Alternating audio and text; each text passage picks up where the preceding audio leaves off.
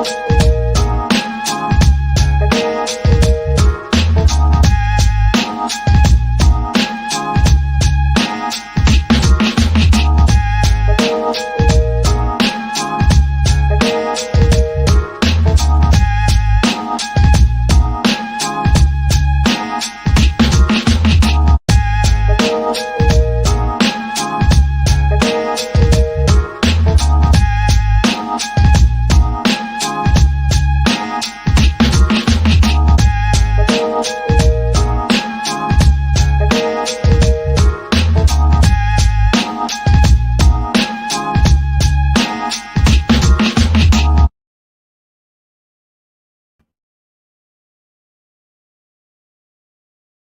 good. Was good. What's happening? My mute button was had me on the slow roll, but you know what time it is, man. It's time for Riot Starter TV. We are black again.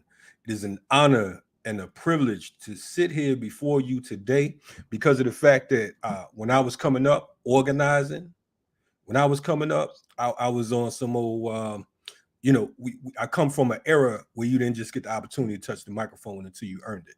You know what I'm saying? So often nowadays you have social media, and with social media, you can just go live when you want to. But I'm from the era where I had to earn my stripes. So definitely salute to those who come from that particular era. Now, with that being said, this is Riot Starter TV. We are live and direct on Black Power Media. BPM is the platform. We've been in effect for going on 1 year.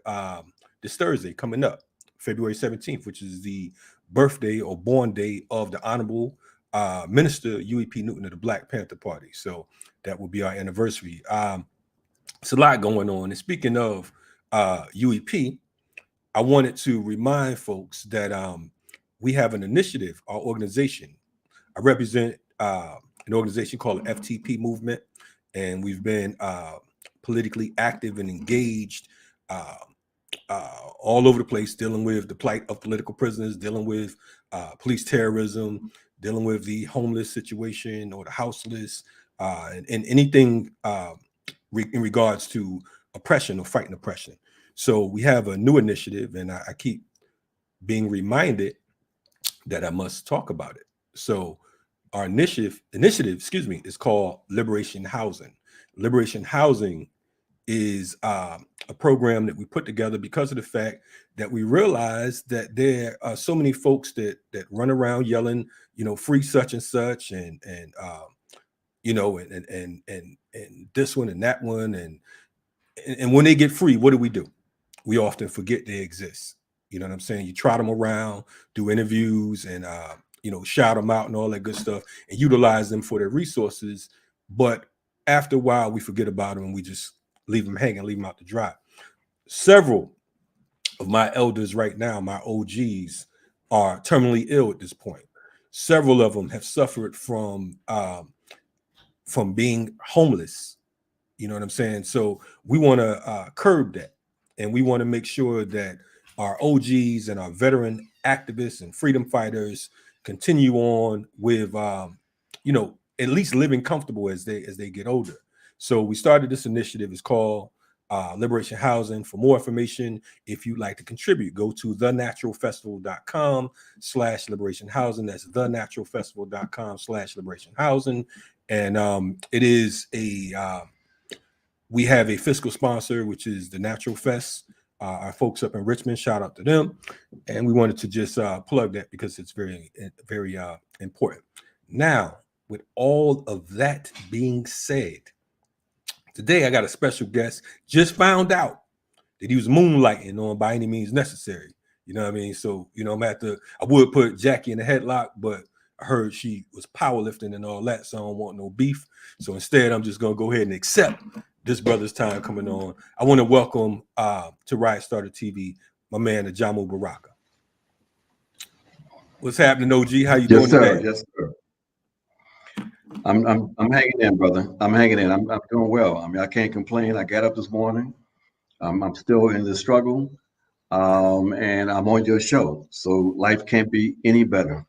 Hey, man, look here, man. It's crazy because of the fact that this is I believe this is the first time we were on together.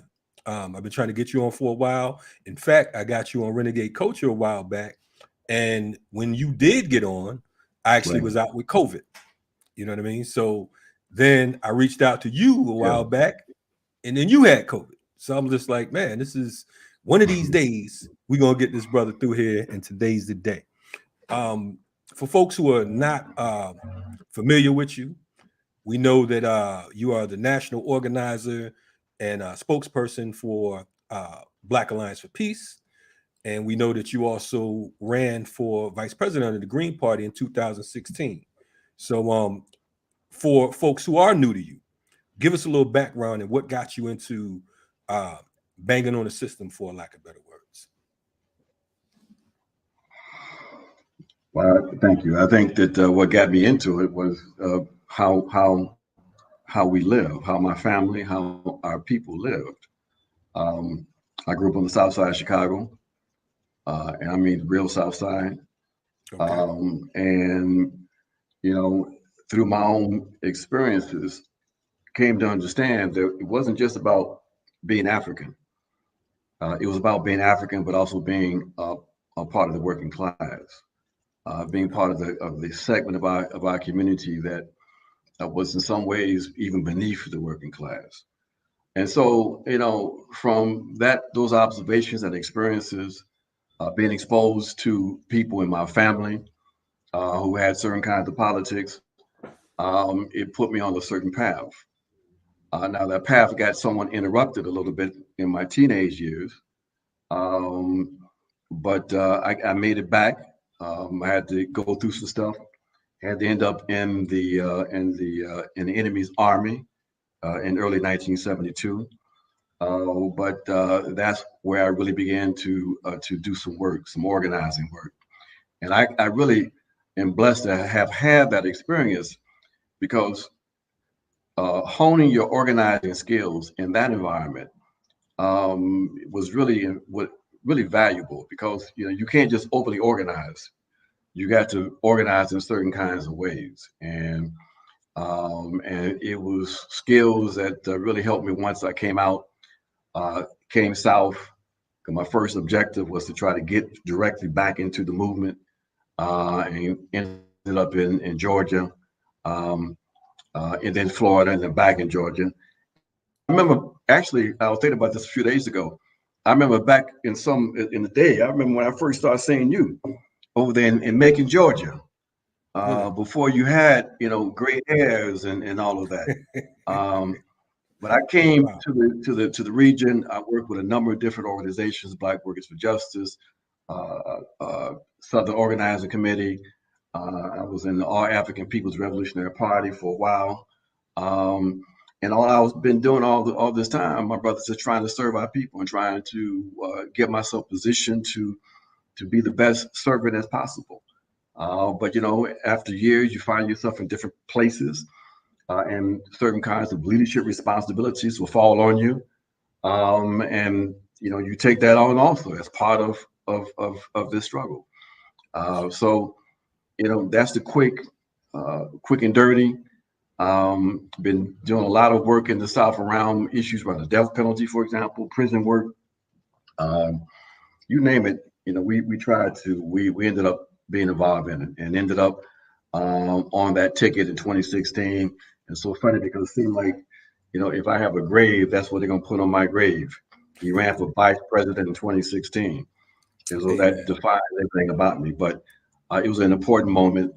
I got a chance to put into practice a lot of things I learned about the electoral process. I had always had some strong opinions about that ever since I was working with the Voter Education Project, which was the last of the Mississippi summer projects that still existed back in the 80s.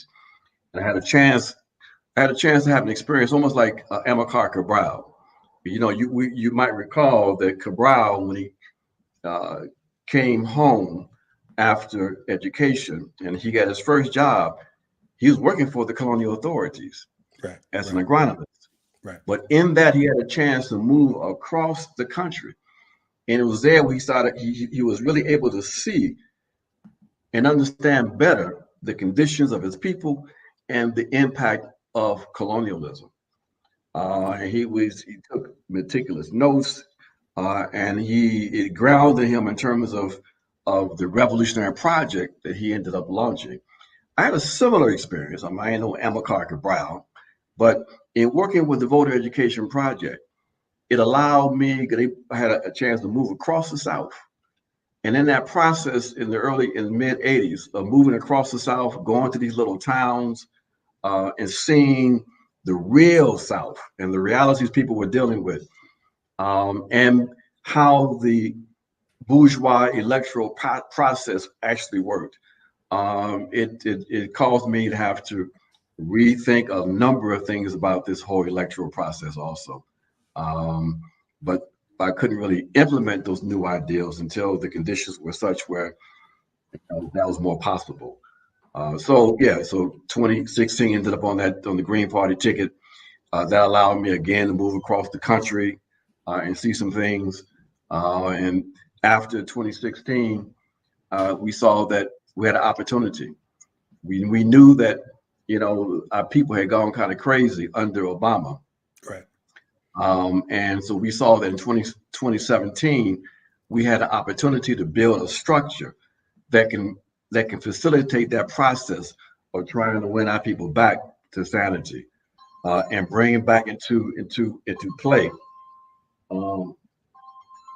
bring it back into the mixture. Black radicalism, Black internationalism, Black anti-imperialism, and to try to bring our people back to a revolutionary path. And so we started building this Black Alliance for Peace. And the tagline of the Black Alliance for Peace is it is a people-centered human rights project that's opposed to imperialism, repression, and war. And that's what we in today. Right on, man.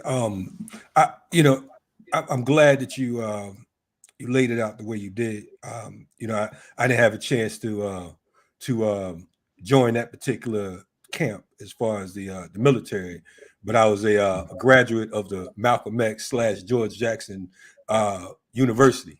You know what I mean? I learned behind the other camps, behind the other walls, and like yourself, I don't regret it because of the fact that it's important for you to have certain experiences to really understand why you must oppose this criminal, why you must oppose this beast, because of the fact that sometimes people say, for instance, fuck the police. That's a cool slogan.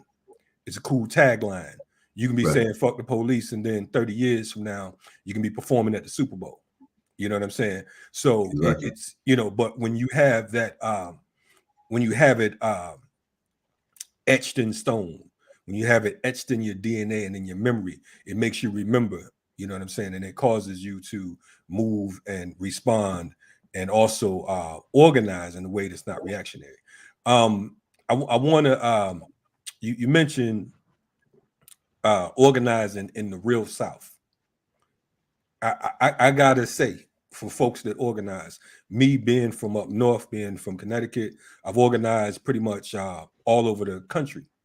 But the organizers that I respect most is those who are in the deep South, those who organize in places like Mississippi, in Alabama, in Louisiana, in places like that, because of the fact that you're dealing with white folks for real. You're dealing with that the centuries of racism. You're dealing with the folks who look at you and their fond memories is lynching and murdering your ancestors and sending you out to pasture. You know what I'm saying? And raping your relatives when you feel like it. You know what I mean? So I really think that I applaud you for that. I want to touch a little bit more on electoral politics because of the fact that, of course, this is always the question. Okay, boom, you ran for vice president under the Green Party. What is your take? What is the purpose of electoral politics in America, in your words, in the United States, rather? Well, the purpose of the electoral process in the U.S. is to provide a shell for the continued rule of the capitalist oligarchy. It is to present processes, procedures as though they are representative of democracy. But the reality is that it is a bourgeois electoral process. So, that's the objective. The question then becomes for revolutionary forces is understanding the reality of bourgeois politics and its limitations. Are there any spaces of engagement that can help to advance the struggles that we have to be involved in building dual and contending power? What kind of spaces might exist for us in that process? We know that the objective that we are moving toward is building our revolutionary forces to a point where we can, in fact, contend and, in fact, take power. And so what that means is finding creative ways to get in contact, to be in contact with as many of our people as possible. Um, and so we look at all of the various spaces, all of the various institutions where we find our people, from the church to the electoral arena. So, we go into the electoral process in that way, with our eyes wide open. We have no illusions. We understand how quickly you can get caught up in that thing, and how you can get undermined and really undermine yourself.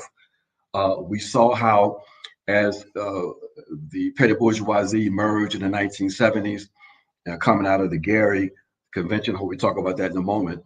Uh, and as the movement had opened up all these political spaces, and the bourgeois, petty bourgeois element were filling those spaces across the country. We saw the impact it had on our community work, on the grassroots, because some of our most talented organizers were going into these administrations, and in their minds, they weren't going in to be because they were corrupt. They actually really believed that there were things they can do, now that they had quasi, local state power, if you will. But what they didn't understand was that in that process, we almost basically just disarmed our communities.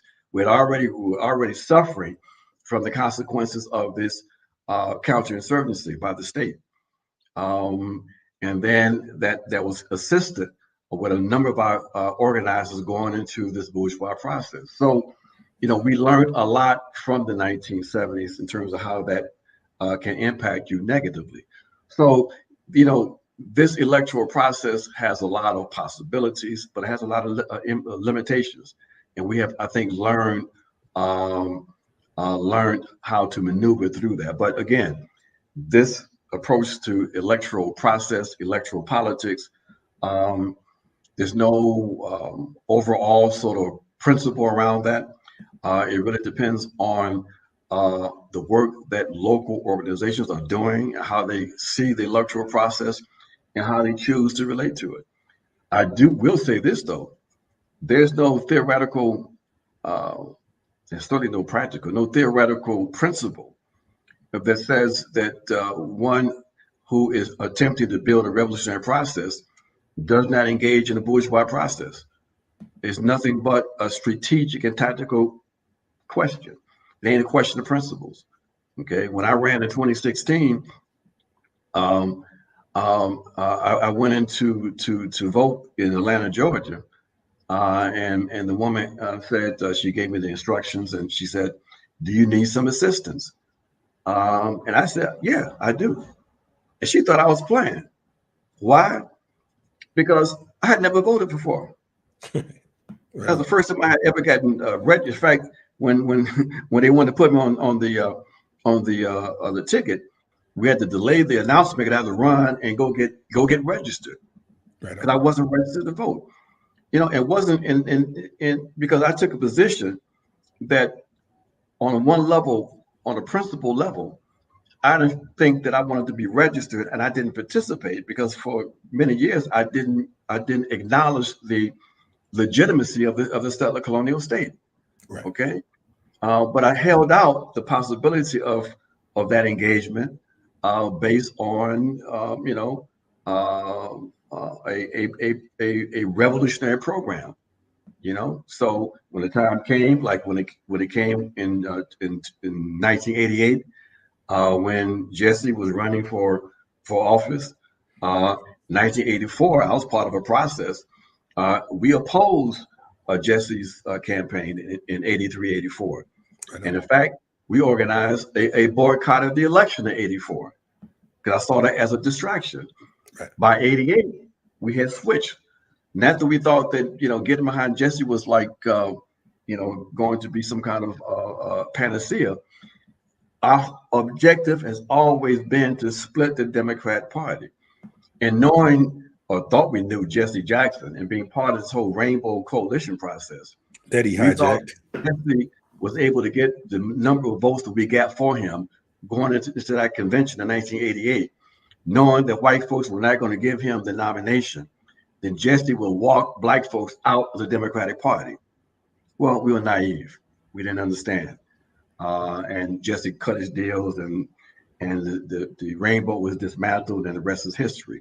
Right. My point is that basically that, it's nothing but a strategic question in terms of how you relate to this process. You look at examples, contemporary examples in Jackson, Mississippi, and other places. And again, how one connects up to and relates to the electoral process, it really depends on the organization's point of view and their strategy. Right. But let me say that you cannot relate to this electoral process as an individual. The only way it makes sense for revolutionaries is through a organized process, organizations. If you're going to engage in a process, if you decide you're going to snatch a city council position or a county commission position or whatever, that has to be part of your overall revolutionary strategy, and that's, so we don't get involved in these individuals coming to the communities as individuals saying, vote for me, and I set you free. Now, that ain't what we're talking about. That's a bourgeois approach to the electoral process. No doubt. And that it's very important because of the fact that I know that we have a lot of younger viewers, right? And I know that many of them don't know Jesse's track record. And I'm certain that you all was clear in 88. However, Jesse said keep hope alive. So y'all kept that shit alive. Because we've been clear on Jesse. Folks give Al Sharpton credit. But Jesse, if Al is the father, then Jesse's the grandfather. You know what I'm saying? Of the nonsense. He's been cutting deals with Pepsi and so on and so forth. Yeah, that's his MO.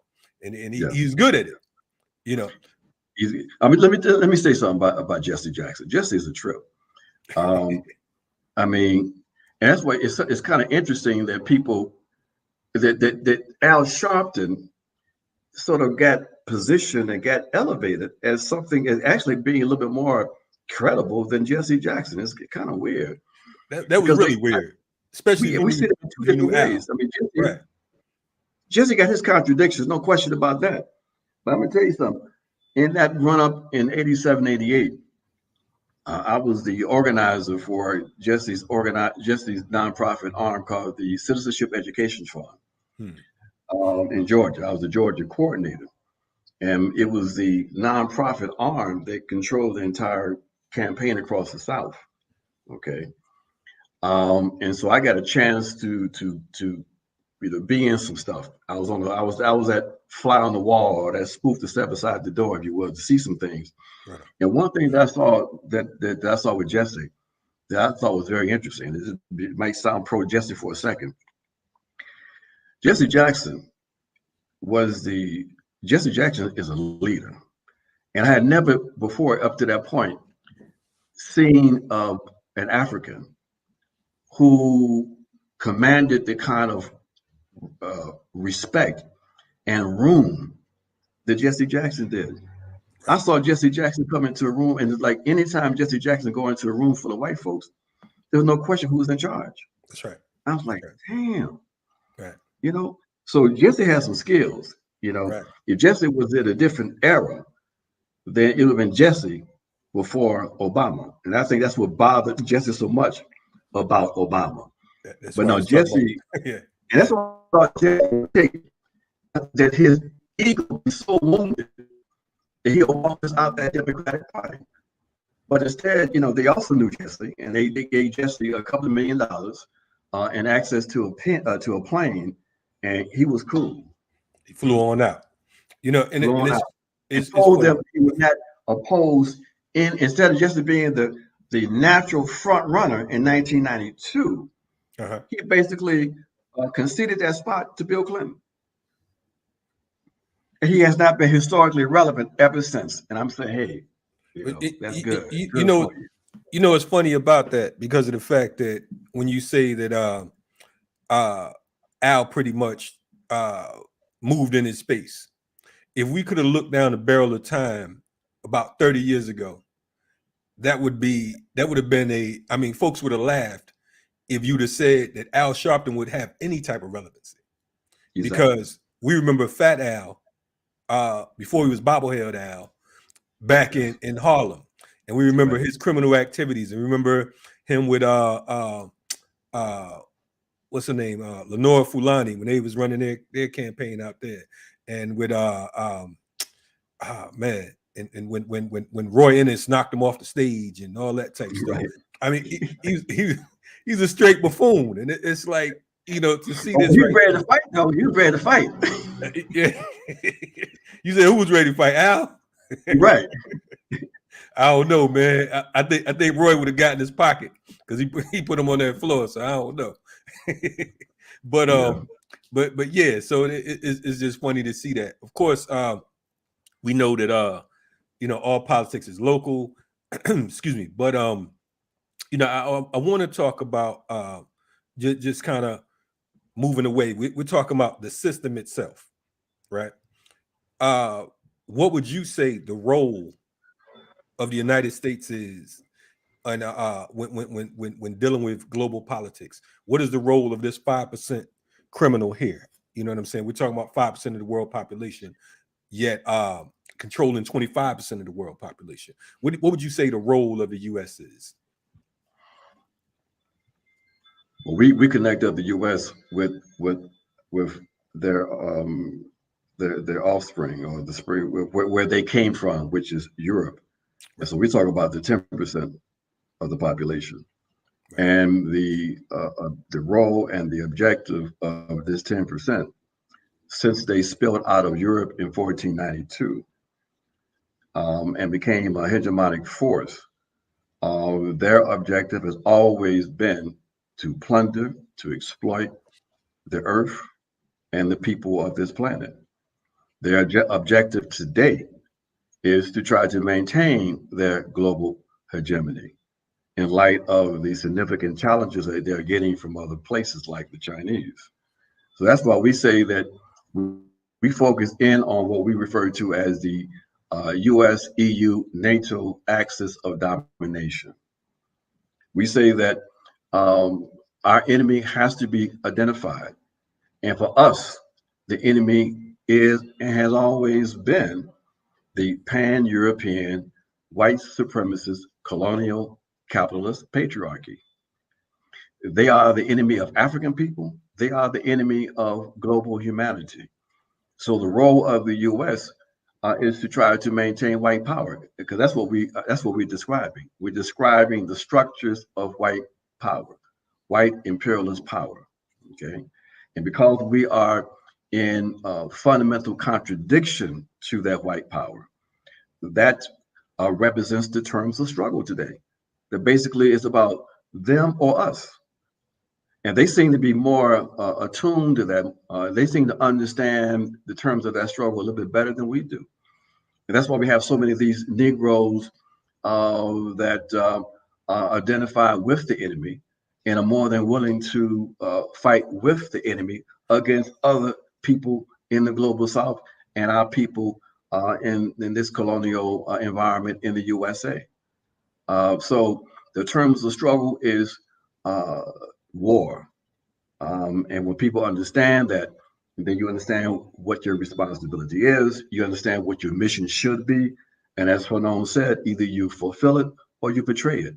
That's right. So the role that we have our responsibility to our ancestors and to those who are coming in the future is to destroy completely this enemy of collective humanity. If you're doing anything less than that, then you are in fact betraying your mission, and you're betraying your people. That's right. That's right. In the words of George Jackson, we say war without terms. I think that yeah, for folks who are listening, again, this is Black Power Media. You're checking out Riot Starter TV. There's some folks that are just tuning in right now, and they're like, "What in the hell are these brothers talking about right now?" I want you, for the naysayers and the people that are confused, make the connection between police terrorism here in the United States and the military-industrial complex on a global level. Exactly. Now, it's important that we make those connections because, we're talking about one system. You referred to the 5%, and I said it's the 5% and the 10%. The system is the global colonial capitalist system. So what we have to contend with in our communities in North America, in the U.S. Settler colonial territory that we refer to as the United States, is occupation forces, the domestic army that we refer to as the police.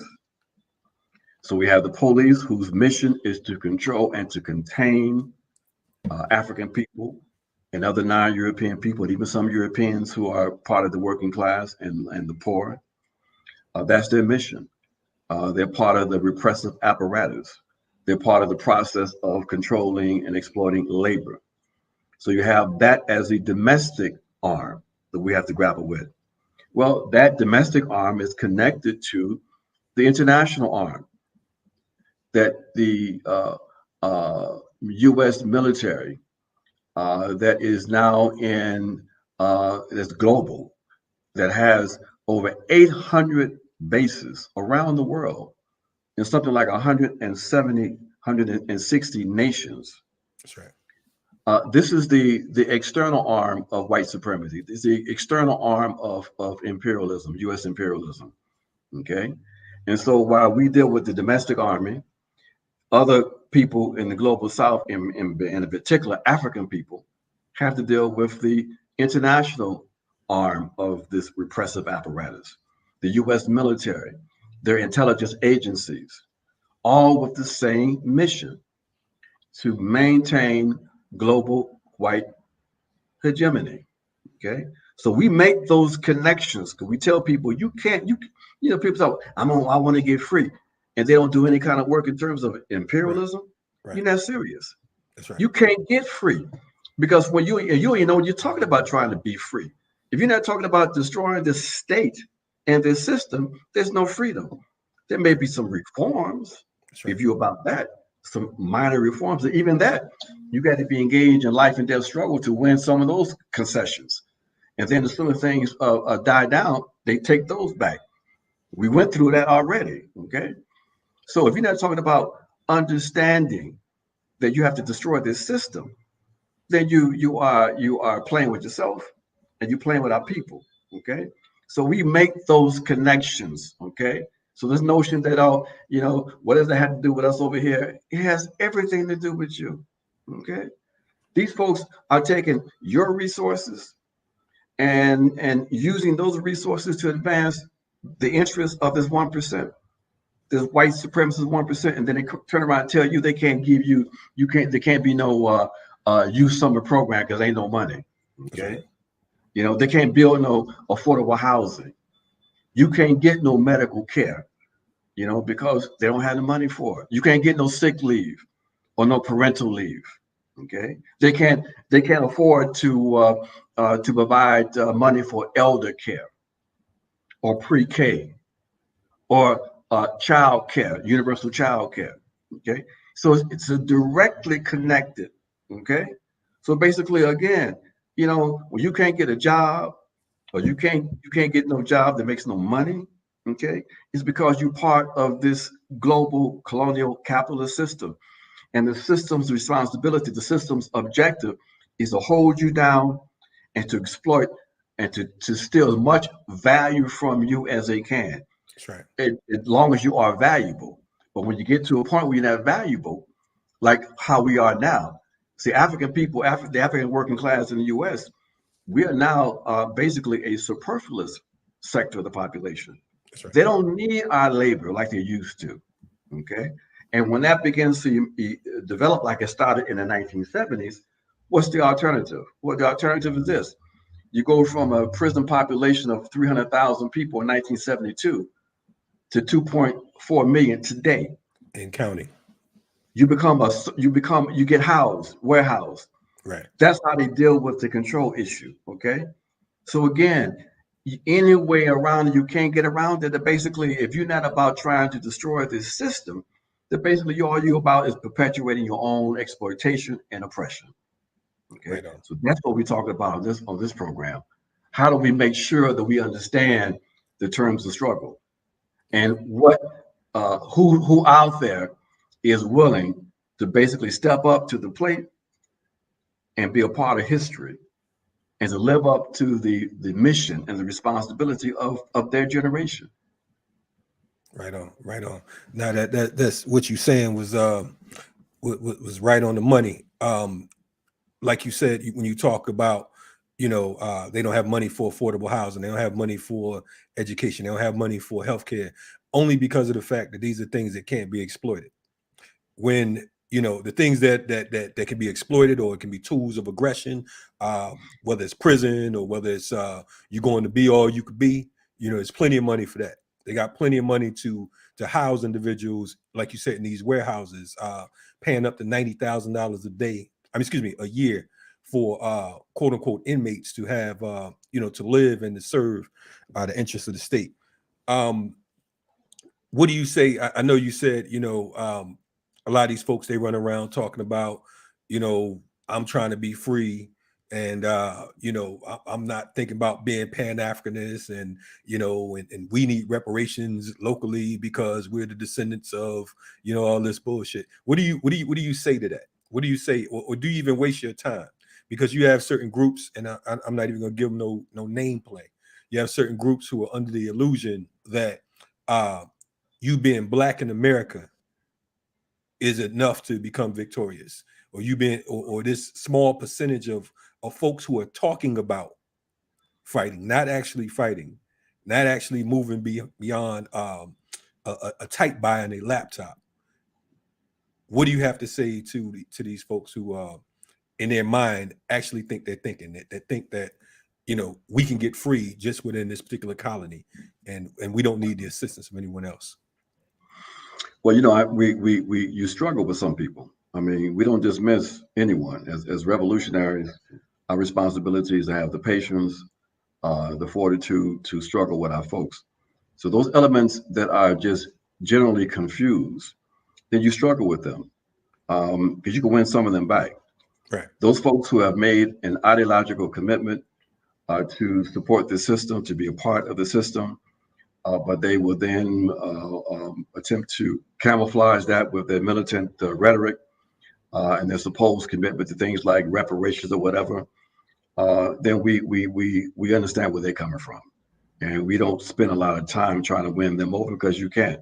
They have made a political decision to align themselves with the enemy, and that's how you have to deal with them. So yeah, no, we struggle with folks who are confused, but we don't struggle with folks who we know have already made a decision.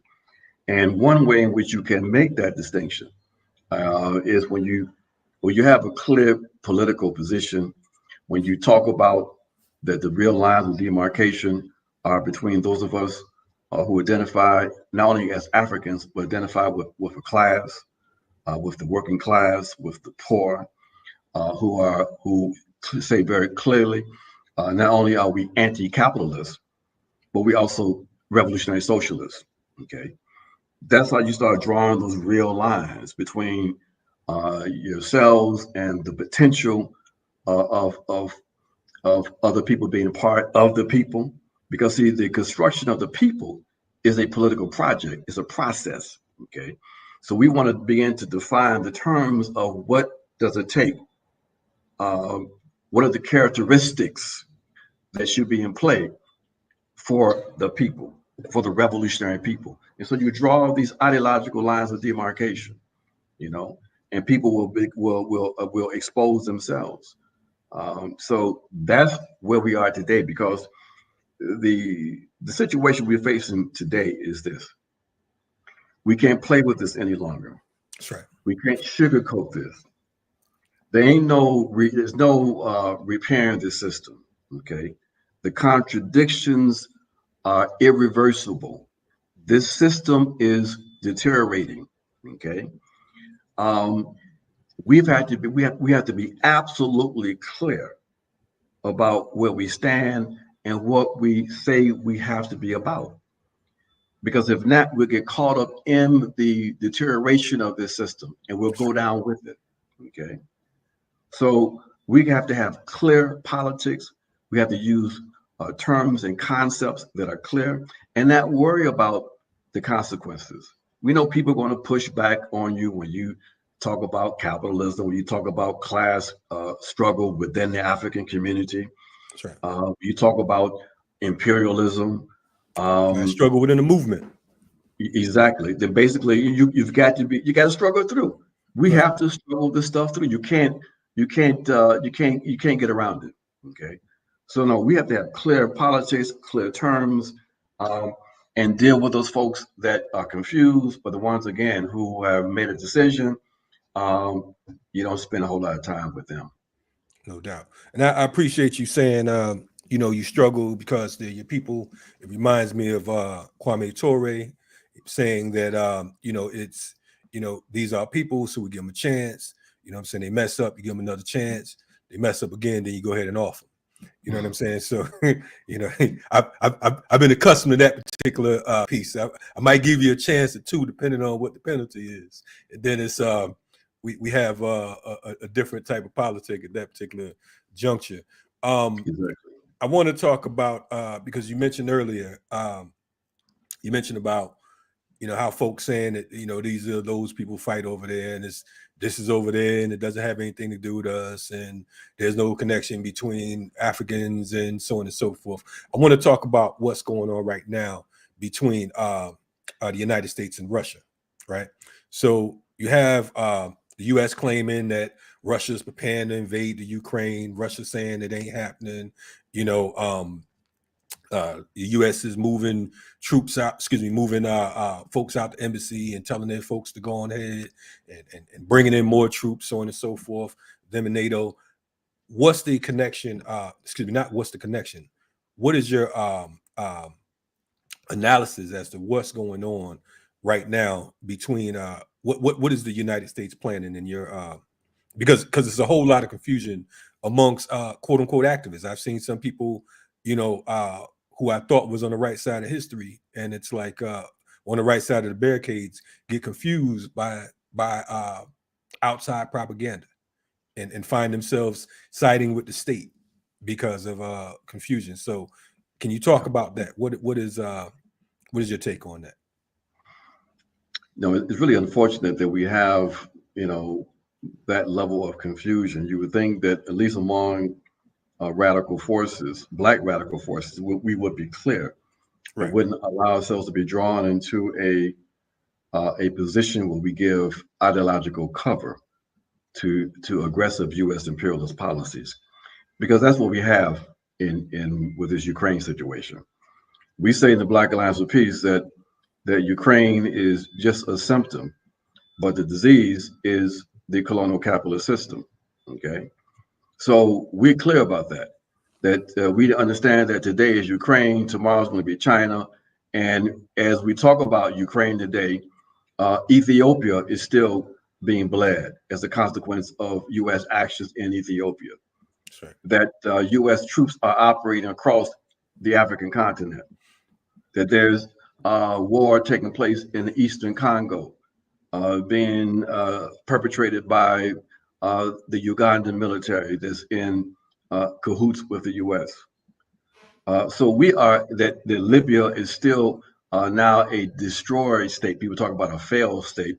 Libya didn't fail; it was attacked by NATO. That's right. under your first black president. Okay, so these situations continue. The Palestinians are still suffering. So we understand it's imperialism. It is imperialism that's the enemy. Okay. So in Ukraine, what we have is the U.S. imperialist project being executed by these stumbling, bumbling, inept elements that are part of the Biden administration. And the target is to try to maintain control of Europe. This is part of the whole full spectrum dominance doctrine to try to control all of the various regions. That's why they attacked basically Ethiopia. That's why they had attacked in 2011 Libya. That's why they targeted Venezuela in South America. Uh, they are trying to maintain control over that 550 million people that make up the European market, and trying to create a buffer between them and Russia that is rising as a capitalist power. Okay, so it's about Europe. It's about Germany. It's about the Nord Stream 2 pipeline, which is this new pipeline that the U.S. is trying to block. It's going to bring Russian gas from Russia, the Russian Federation, to the Germans. Okay, so it's about the money. It's about capital. It's about capitalist competition. All right. So Ukraine is just sort of the convenient jump off point for that. They want to expand NATO.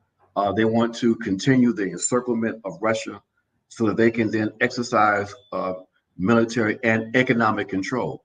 They want to bait the Russians into some kind of irresponsible military incursion so that they can slap more sanctions on Russia, because they've been using sanctions as a weapon, as a capitalist weapon, to give them comparative advantage.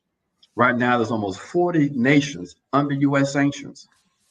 They used to tell us that the market and capitalist rules and all that was always BS. Okay, Malarkey, right? they're using sanctions as a weapon against their economic competitors, and also to control their economic allies, who is still relatively dependent on the U.S. and U.S. capital. Okay, so but the Russians, because they are adults, they were not going to be drawn into any kind of irrational, counterproductive activity. I mean, that's why it was so almost comical to see how they was framing this thing about the Russians. Well, they didn't say the Russians, Putin, because it always has to be an individual. That's Is right. ready to invade Ukraine. Invade Ukraine for what?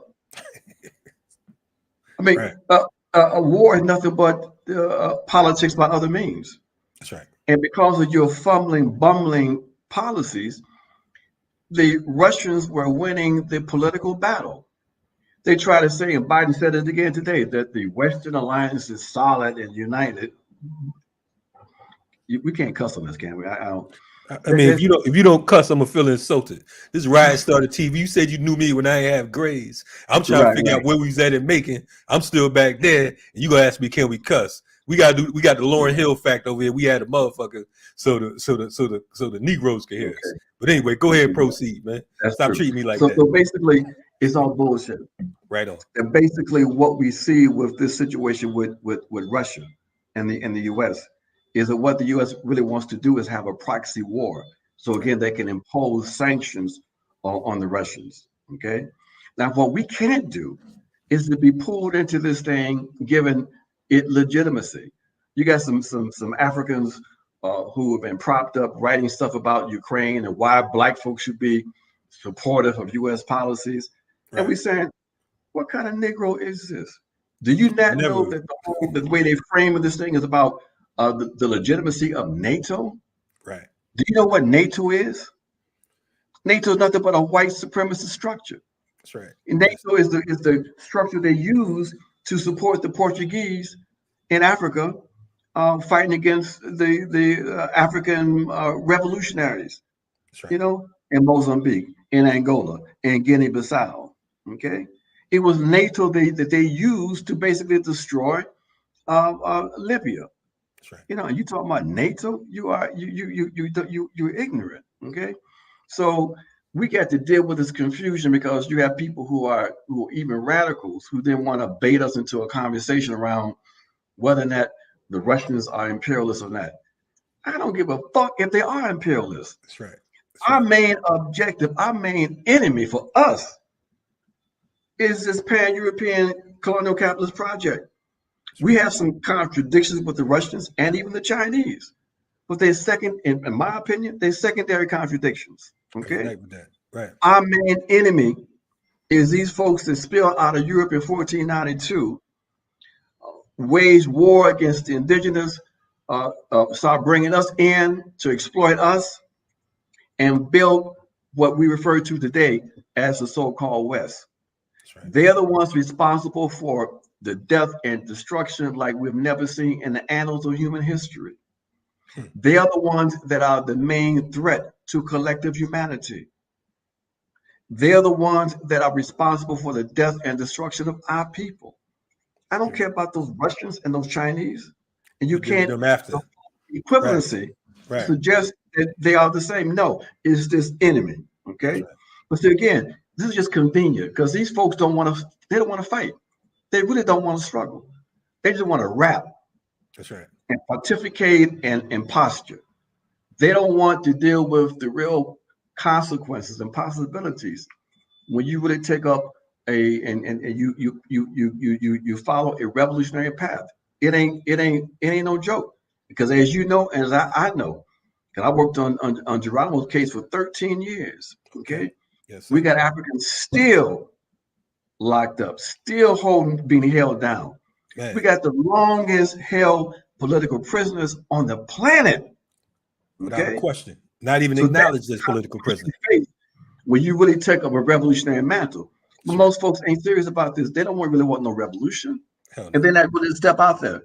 That's why they hold themselves back and use these milk toast terms, and that's why they attack us. We tankies and this and that, because we taking a revolutionary position. We stand with the people of Nicaragua, That's right. of Venezuela.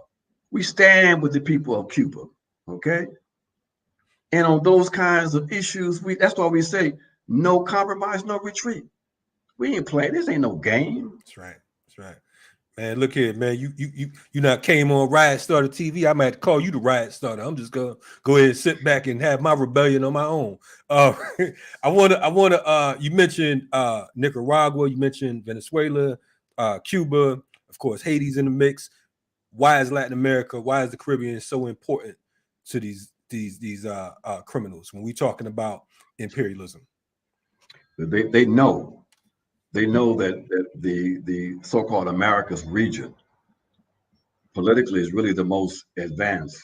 Okay, that's just in my assessment and objective fact. That's why you have what we have in places like Venezuela, in Cuba, in Nicaragua, in Bolivia. That's why there's going to be a change in government in Brazil. That's why we have what we have, or we had in Ecuador. Okay, and the possibilities of more progressive changes in place, even like places like Argentina. Uh, we have states in the Caribbean that have some potential if there's more political space for them to really articulate that. And we know that Haiti is key. Haiti is key both symbolically and real. That Haiti being the first space where these pirates, these criminals, established the first of their colonies in Haiti. That's right. We know that when we free Haiti, that the entire Caribbean will fall. We know that Indeed. basically we can address the issue of Puerto Rican colonization with Haiti. Okay, we know that Haiti will provide some degree of cover, if you will, for Cuba. All right, so Haiti's key. That's why we have a Haiti's Americas team in the Black Alliance for Peace. So the Caribbean and the rest of Latin America, so-called Latin America, is key. Is you have revolutionary developments here that you don't see any other place in the world. You have it all over, okay? Right. But Right. in terms of the kind of concentration, the kinds of positioning you find of revolutionary radical forces who have nominal state power, there's no other place like this. Okay, Right. that's why they targeted Venezuela. Some of us were desperately trying to get the left in the U.S. and in Europe to understand we got to support Venezuela. This is when the U.S. was preoccupied with the so-called Middle East, Right. and Venezuela had some space and was building rapidly continental-wide institutions and structures, understanding what was coming. People say, "Well, why didn't Hugo Chavez? Why didn't they diversify their economy and all that?" They were moving toward that, Right. but they Right. recognized that while they had the ability to use their resources to provide assistance and support to movements and states across the region, they saw that as their primary responsibility. Okay, Right. and that's what they did. Did they get caught as a consequence of that? Yeah, okay, those things happen. All right, but it wasn't like they were like unconscious. They understood, and so we Right. were trying to get people to understand Venezuela's key because the enemy understood that because their strategy is to identify any regional state that could challenge their hegemony in the region and to destroy that state. And they understood that Venezuela was key because why? Venezuela is sitting on the second highest, the second biggest petroleum cache in the world. That's right. Okay, Right. so yeah, so Venezuela is key. All right, so we say South America is key, and that's why we've got to link up. We're building these links with these projects across the country. And we've got to encourage our folks to do that. We want to develop what we call an American-wide consciousness, if you will, meaning you're not just part of North America. See, one of our biggest issues we got to deal with is this U.S. centrism. The notion that all you could do is keep the focus. You could be a radical just in the U.S. You don't got to think about or be a part of the world. Okay, that's all bullshit. You play right into the hands of the enemy. That's right. All right. So we got to destroy U.S. centrism. You can't be a radical and all you're concerned about is things happening in the U.S. All you're doing is spreading confusion. That's right. So we're trying to build an American-wide consciousness. You part of the Americas. That's why we don't use that term America when we refer to people in North America. Right. We refer to them as people of the U.S. Okay, because the Americas, where you see it when you leave the U.S., the Americas are the entire region. Whole different All right. program. Right on. So, that's why Latin America is important. And that's why we are moving toward, for example, this concept of zone of peace. In 2014, the community of Latin America and Caribbean states came together um, and declared that the Americas and the Caribbean would be a zone of peace. Meaning, it wasn't meaning they say there ain't gonna be no struggle. They're saying we don't want imperialist penetration. We don't want the Israelis who are now across the continent in Latin America training folks and arming people. We don't want the U.S. doing the same. We want the Americas to be a zone of peace because we want to center the people. We want to center the human being. We want to develop our societies, and we know we can't do it unless we have peaceful conditions. Okay, so we are moving toward making that declaration of 2014 a reality. The declaration was at the state level. What we're doing now, we're going to launch in a couple of months, is the movement from the bottom up, from the people, making that demand for this region to be a zone of peace. That's why it was comical to hear these crackers talk about the Russians were going to, as part of the struggle between the Russians and the U.S., they're going to move Russian troops into Cuba. Russia is the Soviet Union. Right. Right. The Russians can't do what they want to do in our region. Okay, and we got leadership in this region that's smart enough to know we're not going to get pulled into that. That's right. Okay, we got our own issues. We are concerned with that, and but we're not going to allow you or anybody to come into our region to advance your interests. No. Plus, the nations here in Latin America are part of the non-aligned movement. Right. All right. So, we are moving toward developing that work, and we've been pretty successful. We're building relationships, we quietly organizing, and it's paying off. I mean, there's a reason why when Nicaragua had its inauguration, and you had that table at the inauguration, you had Daniel Ortega in the middle. To his left, you had the president of Cuba. To his left, you had the president of Venezuela. To the right of Daniel Ortega, you had Brian Wilson, who's a longtime struggler in Nicaragua, Dan Kovic, and then you had Margaret Kimberley from the Black Alliance for Peace and Black Agenda Report. Right on. And then you had Lucy Murphy. You don't end up in those positions as no token. You end up because people respect the work that you're doing. Okay. Maduro respects the work, and the people of Venezuela respect the work we did around the Venezuela defense of the embassy. Okay.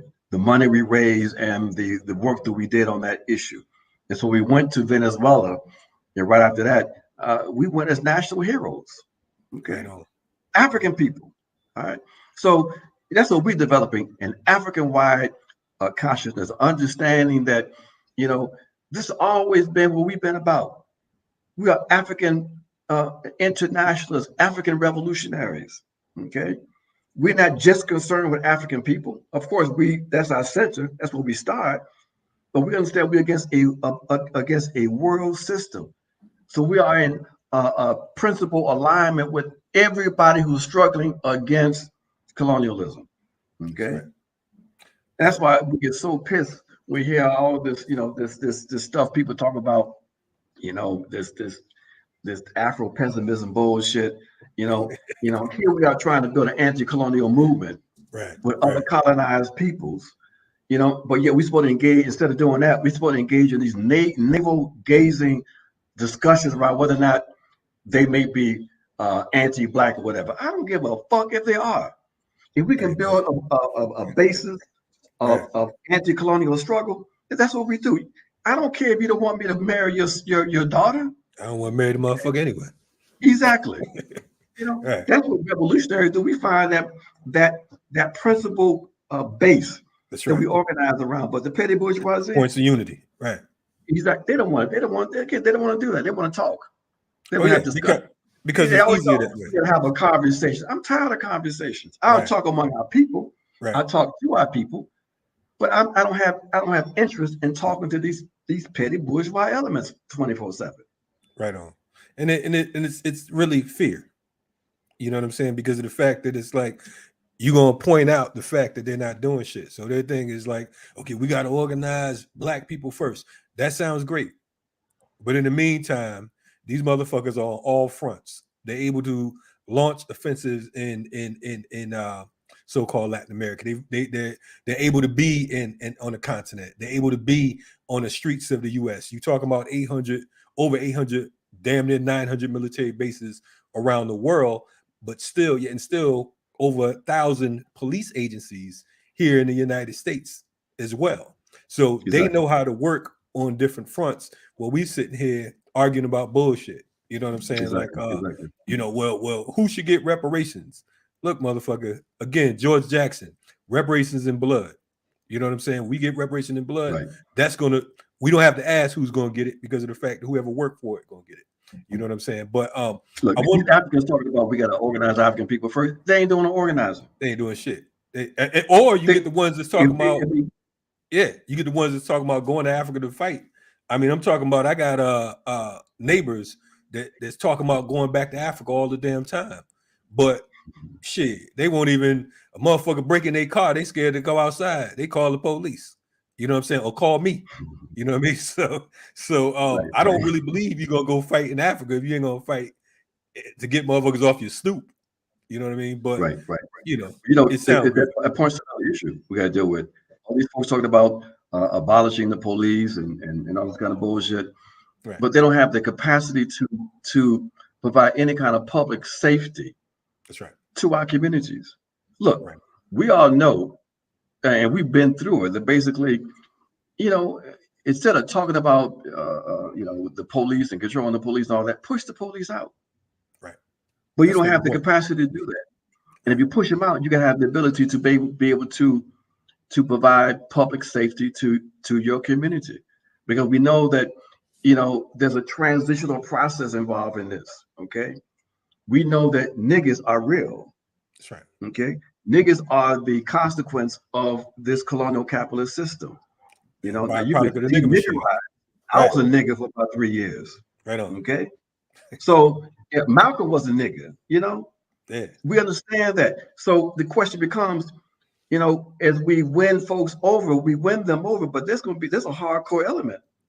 Without a doubt. I know you've been inside the joint. I did prison work for 25 years. There's some people there that you can't talk to. And if they are allowed to run amok in our community, then we can't build no revolutionary opposition. Oh yeah. Oh yeah. So you have the capacity to deal with those kinds of realities. So you got to build it. You got to be serious. And folks ain't really serious. I'm about abolishing the police. You can't even control a block. That's right. And the people understand that. Right. People understand that. They why they know the police is fucked up and they don't want to call them if they have to. Unless they have to. At the same time, if you can't show that you can be an alternative to the police, then they don't have time for you.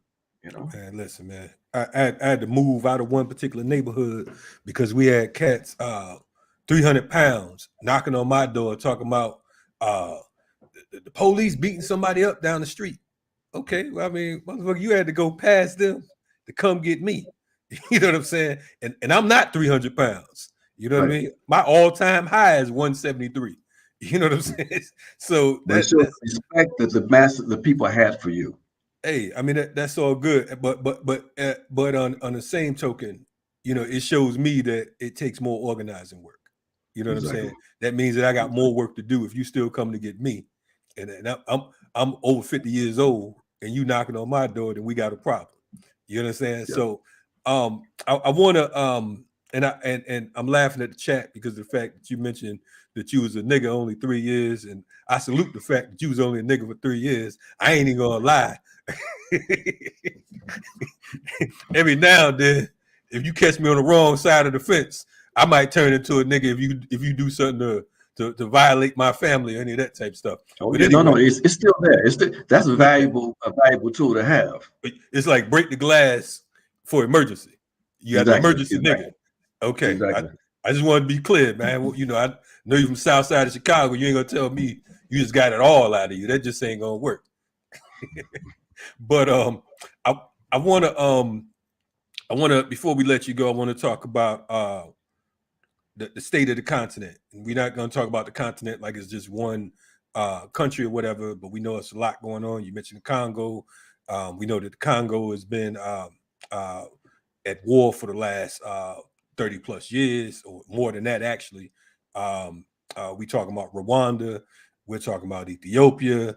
You know what I mean? What is the what do we have to look forward to from the continent? Is it looking hopeless?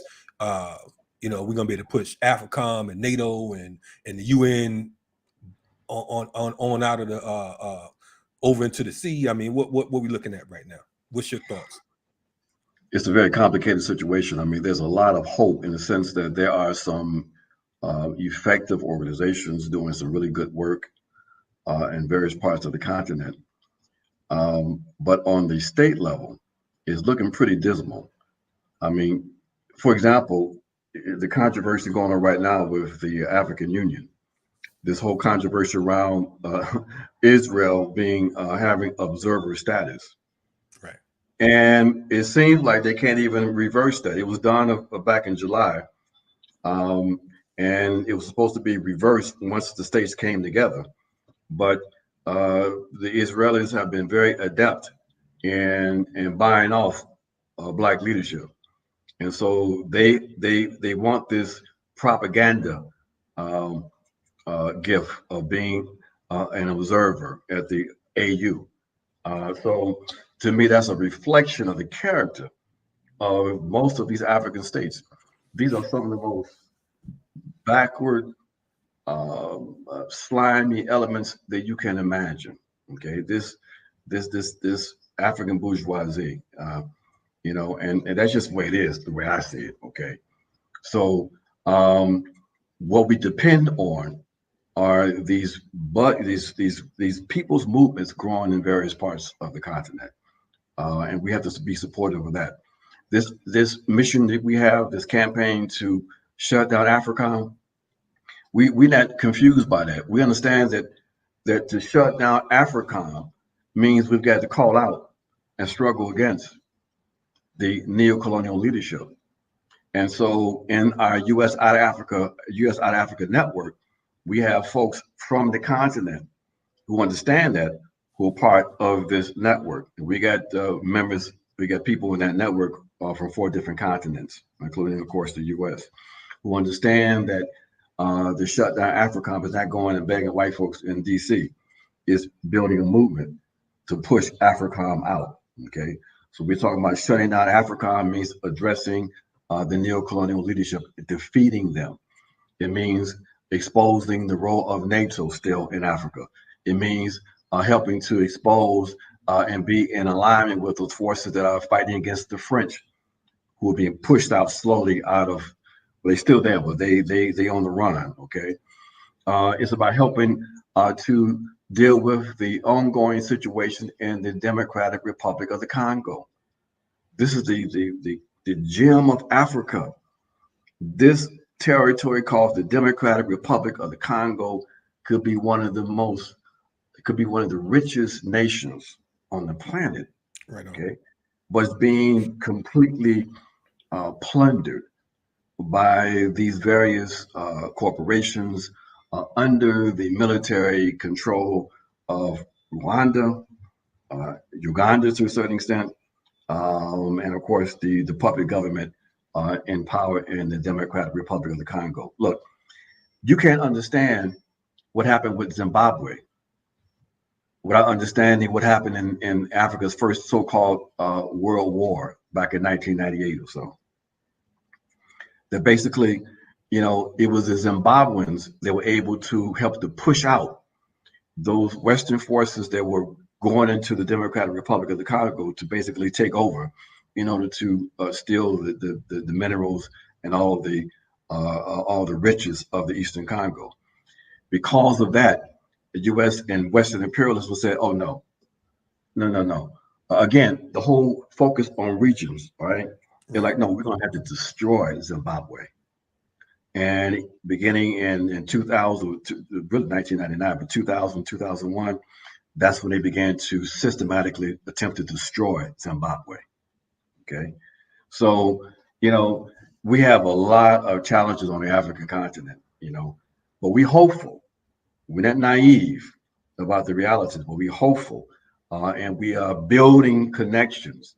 And because folks get it, folks understand that we can't push out AFRICOM on the continent without pushing out the police in Detroit. That's right. Okay. That's right. So that's what we talk about the Department of Defense 1033 program. That program that's been used to militarize police forces across the country. The enemy understands the terms of struggle and the war being waged, and they want their frontline forces, the police, the domestic army, to be well equipped against us. Okay. That's right. That's right. So, the connections are being made. We got to make them. People have to understand them, and people have to understand again. We keep on emphasizing this. We're not trying to be overly dramatic, but we're at war. That's right. We're at war. And so if you understand you're at war, then you understand what you got to do. How you got to prepare yourself for this. How you have to conduct yourself. Why it's important to be in organization. Don't tell me you're serious about being a radical or revolutionary and you're not in an organization. Right on. Right you're on. not serious. It's a joke. And in fact, you're working for the enemy. Right. And I get confused when folks say they follow certain individuals. I'm like, wow, how does that work? You know what I'm saying? How does that work? It's a byproduct of capitalism. It confuses you to make you think that, yes, I can do this on my own. It can happen. I see it. You know what I mean? I'm the great grandson, nephew, niece's aunt's third cousin of Freddie Jackson. You know what I'm saying? Whatever. You know, we come with all kinds of bullshit. I'm gonna try to squeeze like good 15 minutes out of you if that's okay with you. I wanna touch on Mali. What's the situation there, and what can we do to assist? I'm not sure what we can do to assist. It's a complete mess and confusing because you have these various contending forces.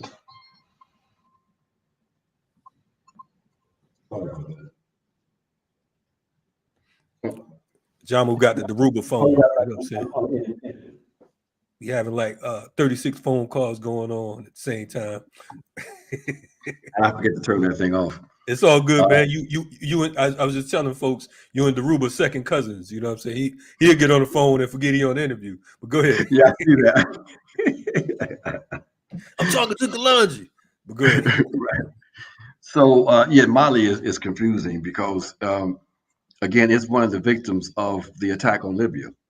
Right. Because when the Libyan state was destroyed, and the arms that the Libyans had were basically distributed across the continent and got in the hands of various forces, it became very destructive. There was forces in Libya that were actually aligned with, well, certain elements of them were aligned with the Libyan state. They ended up going back into Mali, and there were. It's a long, complicated situation, but right now you got folks in Mali so desperate for stability that they're calling on the Russians to provide protection, um, and the Russians are there through one of their private entities, the Wagner Group, which is basically the Russian version of what we used to call them, the Blackwater. Right. Yeah. Right. So yeah, Mali is a mess, but it's not the only one. I mean, look, we are reminding people, or people helping people to understand again, as they got us all focused on Ukraine. We watched Ukraine, and they pulled off a coup in Burkina Faso. Quick. You Right. know, Right. you know, you know, 9 coups. They talk about democracy, but yet they don't respect democracy at all. You know, they're talking about democracy in Ukraine, but then they undermine a democracy in Ethiopia. Okay, these people are not serious. Right. And how can you, as an African, take them seriously? Okay, so yeah, the African continent is complicated. Mali is a mess. There's not much we can do except intensify our efforts to bring attention to the role of the U.S. across the continent, to demand that U.S. Is expelled from the African continent, um, demand that um, uh, the people's resources are used to expand the military footprint on the African continent, and to go beyond demanding to help build the movement we need to build, the popular movement we have to build to try to push them out of these places we can push them out of on the African continent. So we say to people, please consider joining the U.S. Out of Africa Network. You go to our website, blackallianceforpeace.com, and go and join the U.S. Out of Africa Network. We got hundreds of people as part of that network on 4 different continents. So please consider joining that. If you're African, please consider joining the organization, the Black Alliance for Peace. Uh, I think our people see the volume of work that we put out, the things that we are working on, the organization that I think we've been able to build these last 4.5 years. People got to remember, we're not even 5 years old yet. It's a beautiful Okay, thing. so we're asking people to consider to join and be a part of this, but understand what you're coming into. This ain't no Black Lives Matter. You know, we don't play. We're clearly on a revolutionary path. Okay, and so we know our people are going to come in. They're going to have all this this stuff from all these liberal tendencies and all of that. That's all right. We'll work with that. Okay, but ain't no, the individual does not take precedence over the collective. That's right. Okay, Right on. your responsibility is to attempt to be a revolutionary, and it means you got to study, you got to ground yourself, and you got to do something. All right. So please consider that if you're so inclined. If you are non-African, we got space for you too. We got a Black Alliance of Peace Solidarity Network. We got over 150 people and organizations part of that. You can join that and be a part of that. That network, they do real good work in support of the mission of the Black Alliance for Peace. So we about building the structures. We ain't talking about building Black unity. We ain't thinking about it. We ain't talking about or thinking about struggle. We engage in struggle. That's right. Okay, and that is what we see as our responsibility. And so that's where we are today. That's where we all have to be, because this thing is deteriorating, it's coming apart. And we already have experienced fascism. White folks are concerned about coming fascism, as they call it, because, see, for them, fascism is what white folks do to other white folks. We've Right. been dealing with fascism since we've been here. Okay, Since we so met we him. understand it. Right. We understand that basically, we need to get prepared when there is more blatant fascism that's going to affect everyone. And we say this: don't get confused and just be watching the clown show called The Trump in the Trump theater. Okay, I've been quite consistent in saying basically the real threat to the possibility of a more blatant kind of fascism that's going to impact everyone, including white folks, uh, is coming from the neoliberals, the neoliberal right. Okay, they're the ones that are constricting the range of information, and that can be disseminated through social media once they move everybody on the social media. They're the ones that are passing these draconian laws. Look what they just did in Canada in response to the truckers. They enacted their emergency act, which means basically you can't. There's restrictions on freedom of speech and assembly. These people are not committed to liberal values. It's all bullshit. That's So we right. got to be prepared for that, because the first ones they're coming for when they really completely, pull the covers back, will be the organized elements. Okay, and we got to know how to be able to move, how to communicate. If only way you know how to talk to folks through the social media stuff, then you're in Got a trouble. problem. Right. You're gonna have a problem. Yes, yes, yes, yes. Hey man, look here. I'm gonna have to definitely bring you back on here, because of the fact that you know, your rap game, you know what I'm saying, is you you're in the top 5 dead or alive right now. Uh I want we I gonna appreciate definitely, that from you. That's yeah, that's man. really important, because and I appreciate again the work you've been doing, Man. and the model that you present to our folks. And it's I know you're happy. I mean, you're not happy, but you should be proud that the people see you in that way. They come to you. They know see you as someone that's down. They ain't scared. That provides protection. But as you said, it also make you recognize that you can't be you just by yourself. You got to have a structure. You Yes, got sir. to have a number of Kalonjis. I mean, that's just the way it is. Hey man, listen, man.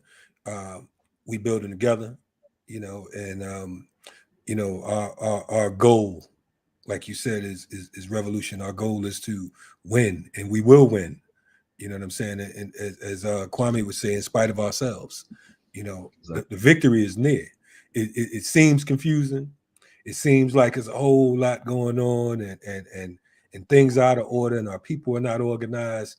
But I think that one of the good things that I can give the state credit for, and I never give them credit for shit, is that they will heighten the contradictions so much that our people will be forced on the right side of the barricades. Either you'll be devoured or you'll fall in line. Because as they Exactly. say, people learn through 1 of 3 ways: inspiration, aspiration, or desperation. And unfortunately, we've been a desperate people for quite some time. And they're going to make sure that they're gonna force it, and we can only go backwards so far before the clock has to be reset. So definitely, I appreciate your work. Salute to Black Alliance of Peace and all the workers and comrades and folks who are allies moving towards becoming comrades, because we don't need no more allies. We need more comrades these days. The war is on right now. You know what I'm saying? Right. And I think that folks confuse the two. They go by what Webster and them talking about. You know what I'm saying? But we got to move a little bit further and a little bit harder on it. Definitely appreciate your work. Stay on the right side of the barricade. And for folks who are just tuning in, give us that website one more time where they can check out you and Black Alliance for Peace. BlackAllianceForPeace.com. Check out the information. You can join. But if at minimum, check out the information. We get it all. We got a guide too on Ukraine for Black folks. So go under resources and you'll see a page for Ukraine that lays out the whole thing and the relationship of Ukraine to us. No doubt. So thank you, my brother, for giving me this time. It's an honor to be with you. Man, brother, stay on the right side. We're going to win. Yes, revolutionary love and salute to you and the comrades. Be safe out there. No compromise, no retreat. No doubt. We're checking out my main man, Ajamu Baraka. He came through and wrecked shop like we knew he would. And we're going to have him back on here again because of the fact it's necessary. We appreciate you all. What you can do at this particular point, if you like what you saw today, go ahead and repost this. Go ahead and share this because of the fact that we want to bring you more. Now, I'll be back tomorrow at 4 p.m. We're going to have some words from Asada. That'll be tomorrow. On Thursday, again, we'll be doing our 1 year Black August anniversary. That'll be at 7 p.m. And on Friday, we will have Dr. Jared Ball and Dr. Greg Carr. We'll be talking about the role of electoral politics here in America. Also, tonight, we have the ear doctor. He has a special at 7 p.m. Check out the doctor's office. And, of course, on Saturday, we have my brother, Balogun Ojatade, who will be pushing Warrior Class, which I think that you all should get involved with because of the fact that, we're trying to give it to you the way we need to. And I think I said Black August at 7 p.m. I meant BPM anniversary on Thursday. But again, we thank you. We appreciate, you all coming through. And we'll see you tomorrow morning, 8 a.m. EST on Remix Morning Show. Salute. Rise Starter TV. We out.